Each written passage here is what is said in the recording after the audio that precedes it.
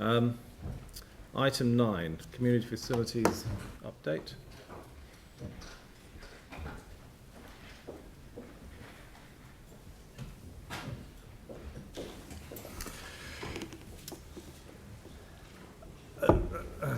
Darren.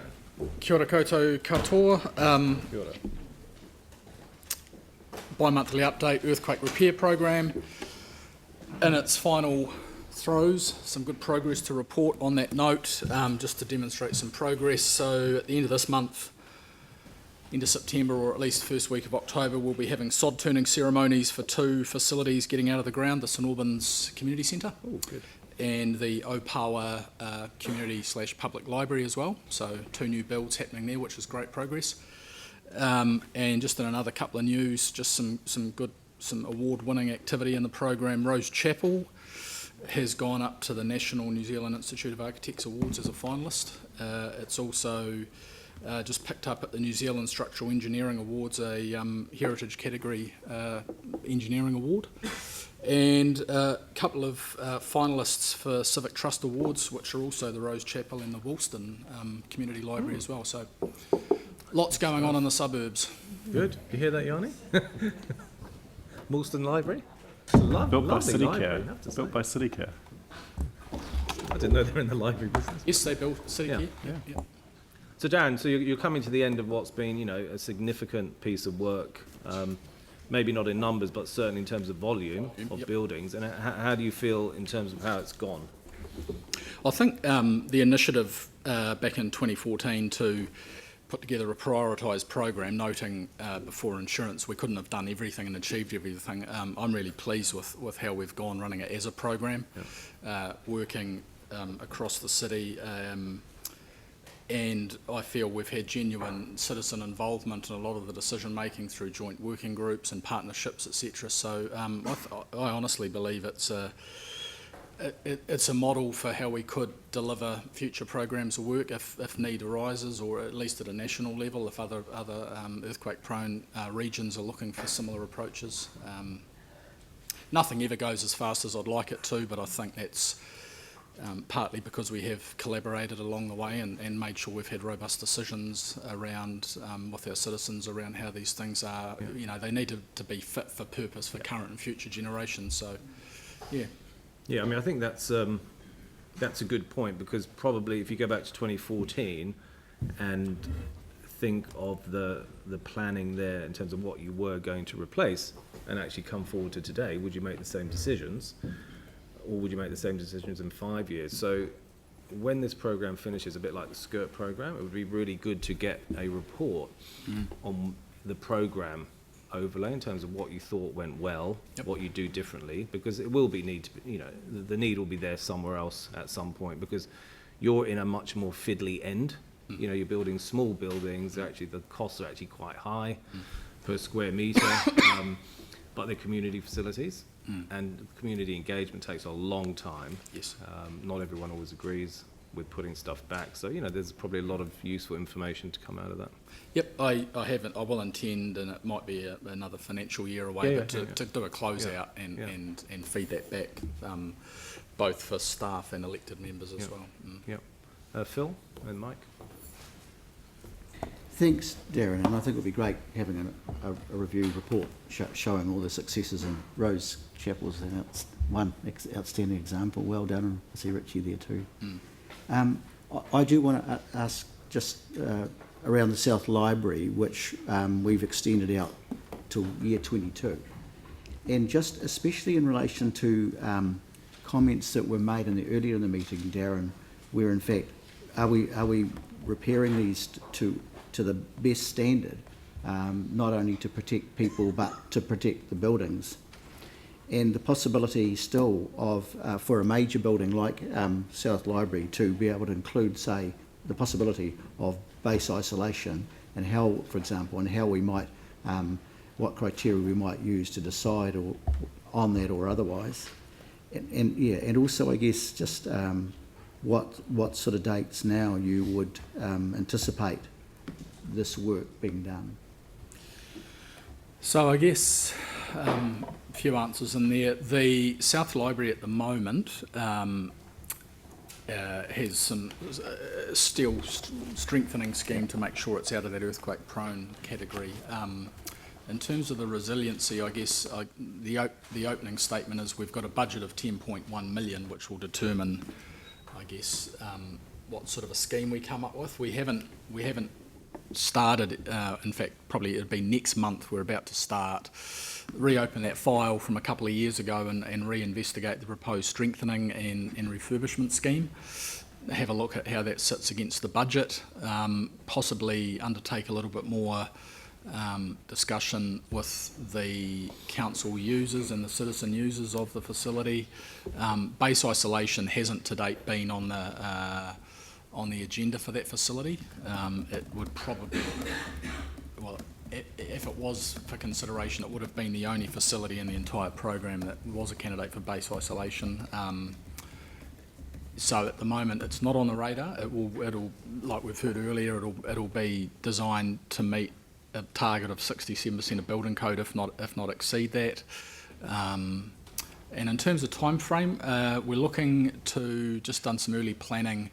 We think we'd look to close that facility to undertake what will be a significant scheme after the Hornby or Southwest, I'm not sure what that's called, library, the Hornby Library opens, which at the moment's going to open in December 2022. So calendar year 23 is probably when we'd look to decommission South Library, noting that there's another facility in the southern catchment. Thanks, Darren. And just from what you're saying too, if I might, a second question. So although the budget is currently just 10.1 million for the repairs, but base isolation can it still be considered in the mix, and given that the budget may need to be increased, particularly because this is probably a second biggest library in the city? Yes, it could be considered, and if that's a direction that we're being asked to look at, we certainly will do that. And I think that's a discussion we'll have when we start next month, talking to the engineers again about what the scheme looks like.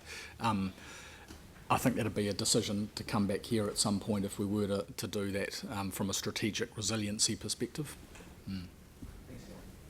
I've got Mike, and then Jimmy, and then Tim, and then Anne. Thanks, Rick. I mentioned this last time this came to this committee, and it's still there. It's around the Shirley Community Centre, the fact that it was removed from the program. And one of the biggest issues in the same paragraph, you actually then talk about a totally different community in a different area, a different ward, which is, in my opinion, quite disrespectful to the community of Shirley. And so it was said we were going to try and remove that so they weren't actually linked together, but it's still in this report. So I'm just wondering if we can get that addressed. I'm probably not best. Yes, we can get that addressed. One of my colleagues, Paul McKeefrey, who's heading up the Community Facilities Network Plan, sends his apologies. He was going to be here to talk to that today. So, they're all that facility and the other ones I think are going to be considered, and I think they're working through the community board at the moment with the Community Facilities Network Plan. That's probably all I can say on that at the moment. Yeah, I guess the problem with the way it reads is it basically reads that the Shirley Community Centre was removed from the program, and now the consideration is for one in the Burwood, Avondale, Darlington area, when you read through that paragraph, which we highlighted the last time, but it still remains. All right, noted is probably all I can say there. Okay, Jimmy? Thank you, Chair. Regarding to your facility list, I didn't see the Yohurst Memorial Hall, because this one actually take a long time, my understanding. Just today's kind of last meeting of committee meeting, so I'm particularly concerned what is update the status. Because while I remember last year, HU staff presented to the Social Committee Development Housing Committee, then they request staff, have further the investigation report to the committee, but never fulfilled. And also my understanding, we have a site visit with the staff and a different unit, with the elected member and with the community, all have to site visitor have in place that's repairable, and also it's a less the cost, compared to the original expectation.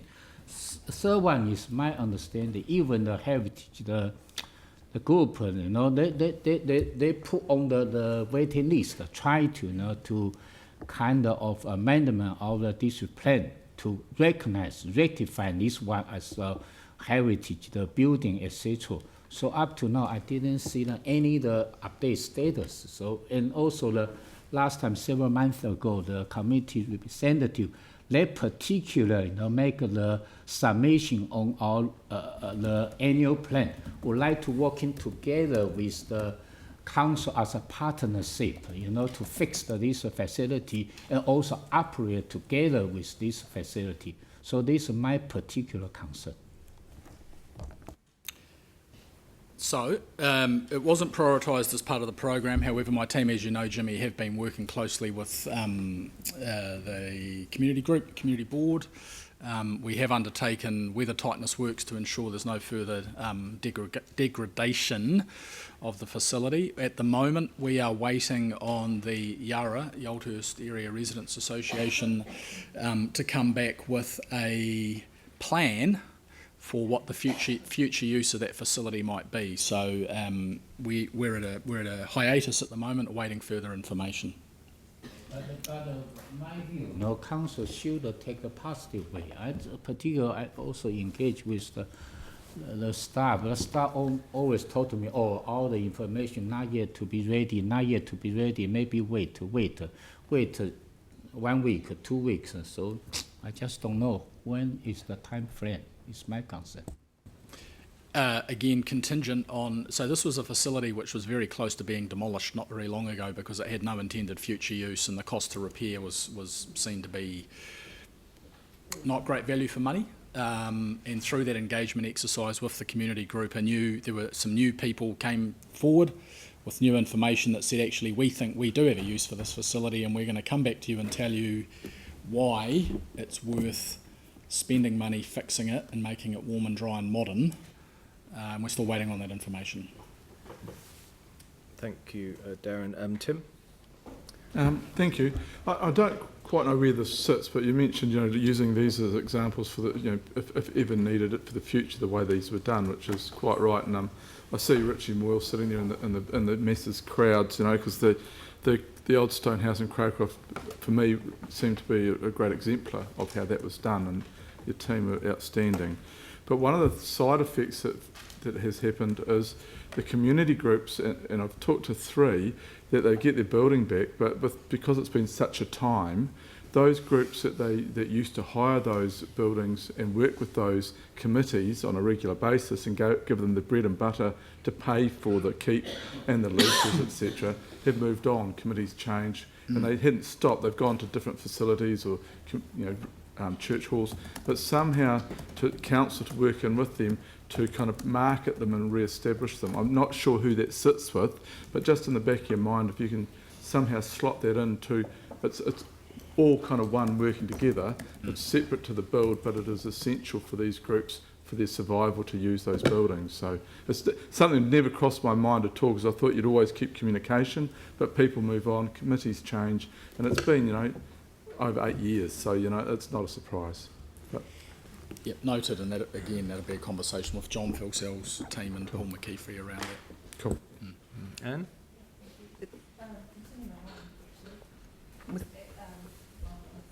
This isn't working. It's still not working. Yes, it is. In terms of engagement, the community engagement, so we've got these fantastic little jewels all around the community, and I know that just how to make them more accessible and visible. I'm thinking about the heritage strategy, and one of the goals is actually to our taonga is accessible to all and shared and celebrated. So I'm just wondering what kind of collaborative work you're doing, perhaps with the heritage team in doing that and making these things accessible. So you'll be familiar, Richie runs one of my programs, the Heritage Repair Program, so he's hand in glove with our heritage team upstairs and also the external Historic Places Trust, and the other one, Mark Gerard, fronts up Yep. Yeah. So we are, I guess we're active in that space. It is hard sometimes to find genuine end users for a lot of these facilities, which is why some of the program went on hold whilst we tried to establish genuine future long-term uses for these facilities. Right. I was also thinking about, you know, the whole app and heritage trail, and I know that you know, that the heritage team are developing those sort of in the areas. The Addington app is one example of that. But given the national awards and the national attention that a lot of our heritage buildings are getting as a result of the wonderful work that's been done, how can we engage people and sort of really promote that as something that's worth visiting Christchurch to look at, actually, and also for our community? Great question. Haven't got the answer, but it's around that visibility of what we've achieved, and I hadn't really considered that as a reason to visit Christchurch, but I guess it is. Yeah. Yep. Thanks, Darren. Yanni? Yeah, thanks, Darren. Thanks for the work that the team's done. How useful was it in 2012 identifying the priorities for the community facilities in terms of staff being able to get on and get stuff done? Back then, really useful. So freeing, so you're of my vintage, the top 30 as it was then, which then became the program we're doing now, to get that clear direction from governance around what were the priorities. Because at that time, you know, it was 7 years ago. A lot of buildings were still standing at that point. We didn't really know where we were going to go, what our finances were going to look like. But getting that certainty back then, I think that's been the one key, was getting a, you know, it came from collaboration with community boards and citizens around what it was that people wanted put back. And at that point, while the city was still kind of locked down, it was those smaller ones where we were, you know, it was the suburbs and the villages we were living in, and that's come through. And what we've done really is it's rebuilding neighbourhoods.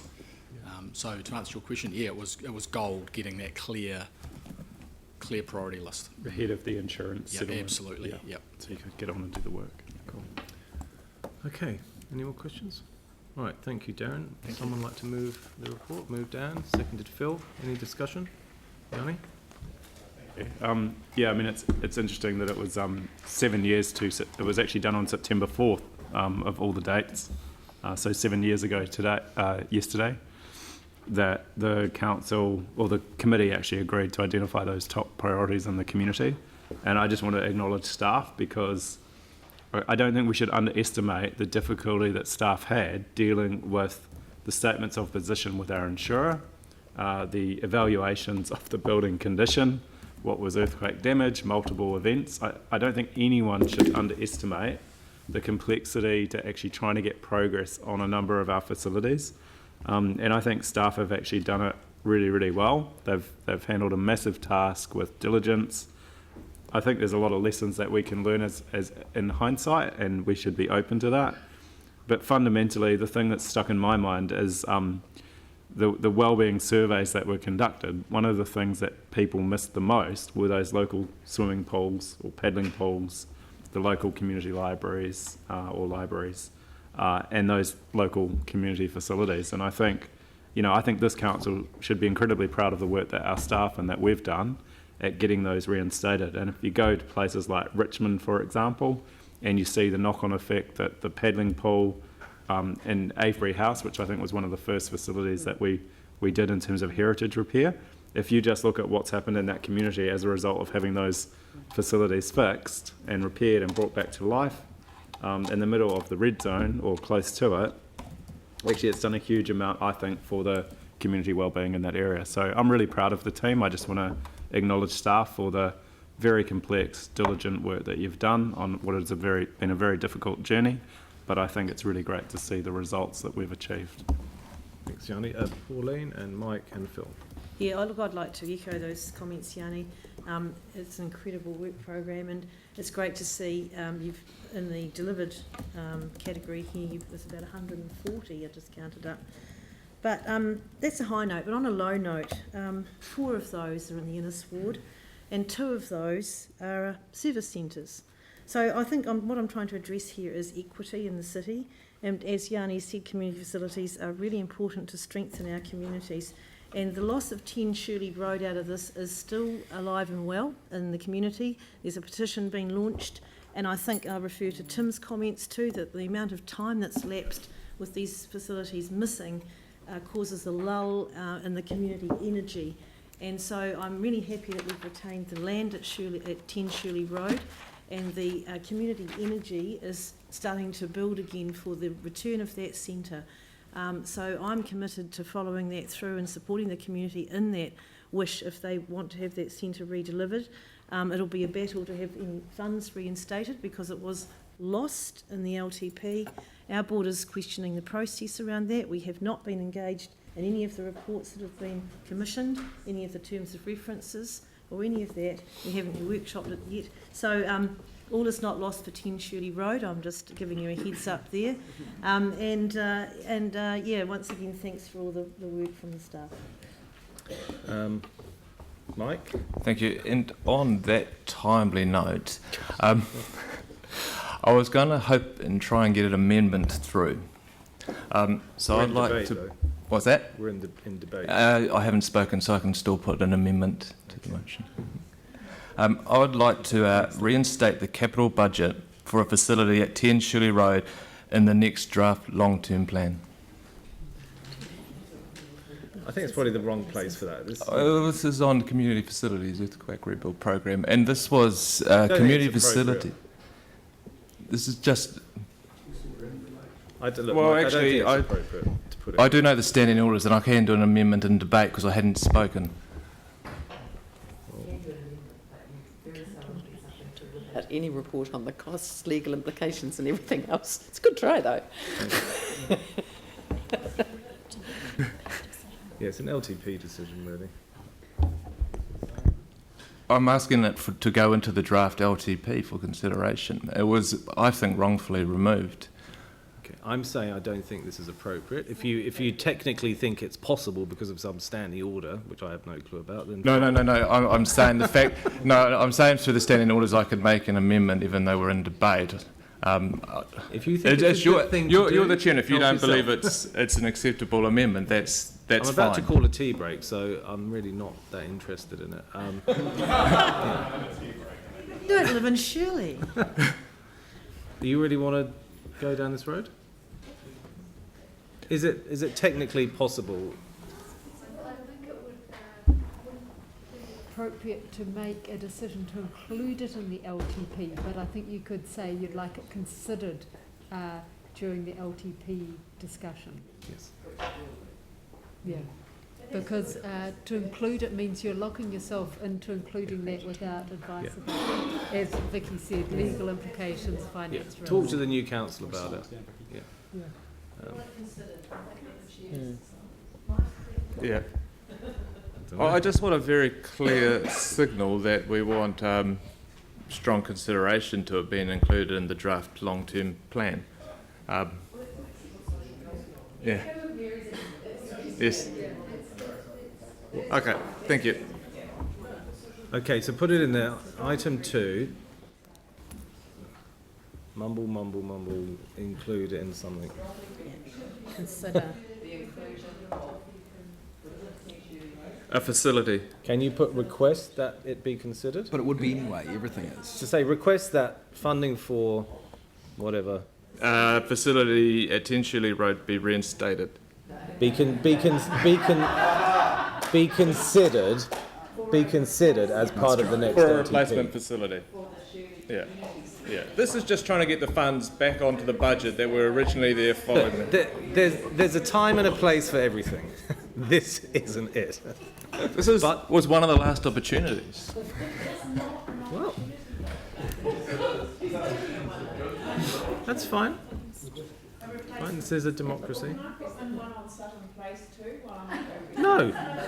You can't. Point of order, we have Yes. a communities facility network plan. These are very arbitrary requests I'm hearing. This is not the way to do it. Well, yeah, we can vote against it. It just becomes a dog's breakfast. That funding be considered Yeah, for a replacement facility at 10 for the draft 2021 LTP. though. But fine. everything will be considered. That is literally the Yes. point of the long-term plan. Like, Look, I think it's pointless. we could but just if name every facility possible that we consider. It's fine. Mike has Just decided let it's it fine. go. Let it go. We're not going to sweat the small stuff. Okay. Right, can you put the draft 2021 LTP, please? Okay. Thank you, Mike, for that intervention. And I'll just quickly talk. You just did. No, that was my amendment, which looks like it's just been included in the motion. Yeah. Look, I agree with everything Pauline has said. Actually, I think there's been a disservice to this community through the last long-term plan. We were led to believe something that actually wasn't right, and I think there would have been a totally different outcome had we known what was going to occur. And so this is actually really about just righting a wrong, and it's been really disappointing to actually see that for some reason this community centre has just been pushed aside, and it looks like other communities are being prioritised above them. So this is just, I guess, a bit of a statement that they're not forgotten. Okay. Right, getting back to the discussion, Phil and then Glenn. Thank you. I'm also very appreciative of this work, and there is, as Glenn indicated, though, a community facilities whole plan, which clearly has to be part of this discussion too. I just really want to emphasise what I referred to in terms of the South Library, which is, it's the second biggest library, as I indicated. My concern is that we make sure that when we're repairing facilities too, that we take into account future emergency planning.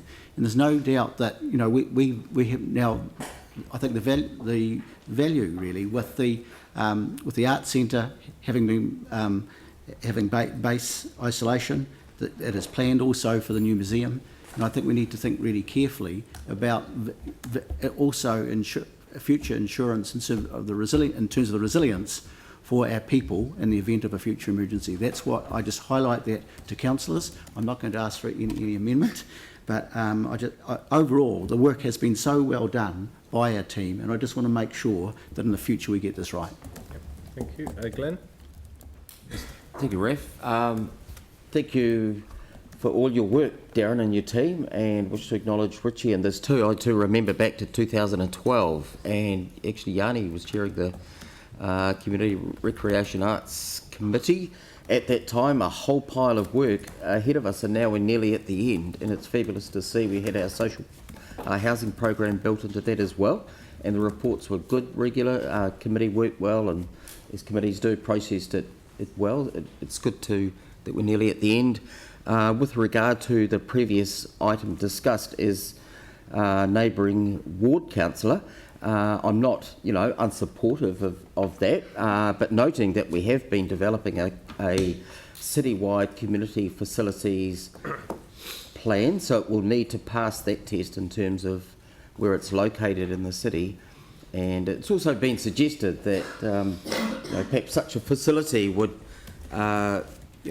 mean the closure of Shirley Library, and so I just want to note that I definitely don't support that, and not by you or Mike, but others. So, but I'm open to the idea anyway. Thanks, Glenn. Tim? Thank you. Just reiterating, I've really enjoyed working with your team and really respect them. It's been especially good working with Richie. It's and to see Rising Home rise again, it's been absolutely outstanding. I do, just following on from what Phil said with regards to the South Library, there are some facilities, community facilities, that are larger than others in the sense of their ability to cater in the event of an emergency.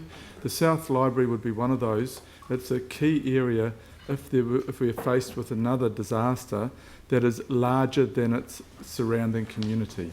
And so just take that into mind when we are looking at these things and these facilities and when you're coming back to us, because that was one of the key areas that it perhaps, or buildings that may be required to stand or be buildings are there for life risks, so people are meant to get out and then the buildings are relevant. I think this is one of those buildings that's bigger than that because of its significance in the wider community. Anne? Yeah, fantastic and amazing work, and particularly I just wanted to just focus again on the heritage buildings particularly, and just connecting to our heritage strategy, because it is connected and we should see it in that way. So in here it says the council, one of the council's roles in heritage is to promoter. And I think that we've got all these gorgeous buildings that a huge amount of resources gone into, that belong now to the community. How do we reconnect our community to these places? I think that's a really big challenge, and Tim was speaking about the old stone house and that situation. I think there needs to be some work done, either through the community board or through our, I'm not quite sure how, but we do need to reconnect our community to these beautiful, loved heritage buildings and facilities that so we can embrace them and really treasure them and use them and appreciate them. So I would like to put that challenge out there somehow. Thank you. Anyone else? Huh? No. No, don't need to. Okay. It's not an amendment now. It's not, it's just part of the included. resolution. But I'll put them separately if people want. Well, no, I mean, it's just unfair to those that have already spoken to get an amendment and then have it included in, but those that have a view on it. Yeah. Okay, you want to say something? Yeah. Go on. I mean, fun. Just very quickly, I just want to be really clear that the community boards were asked to give feedback on the top 25 and we turned it into the top 30, and we did cater for what people were asking for from community boards around the facilities. If the community board didn't put forward 10 Shirley Road, then I don't think it's fair to blame the council for that. But actually there was a lot of work that the community did around a public-private partnership for this site, and I raised concern at the time, and sadly nothing eventuated from it. But I do think it's a little bit unfair to criticise council for listening to the community board and doing what the community board wanted. We listen to council staff and their advice. Okay, guys. Just finish up. Like I support consideration of funding for this facility, and I'm not speaking against not having something there. I'm just saying that this has been through a pretty robust process with community board being involved all the way through, and that's part of the issue of why we've ended up. Okay, just let people speak and we can move on, okay? We didn't need this, you brought it in, so just go with it. Pauline. You started it. Can I just respond to that in actual fact, I'm very disappointed that people don't listen to me when I speak, because that's how I started my previous little bash at this, that the process was not robust. The community board has always supported this community centre, and we feel that there's another opportunity to have a look at it, and that's why I'm supporting this amendment. That there's a rising energy in the community to have that centre come back.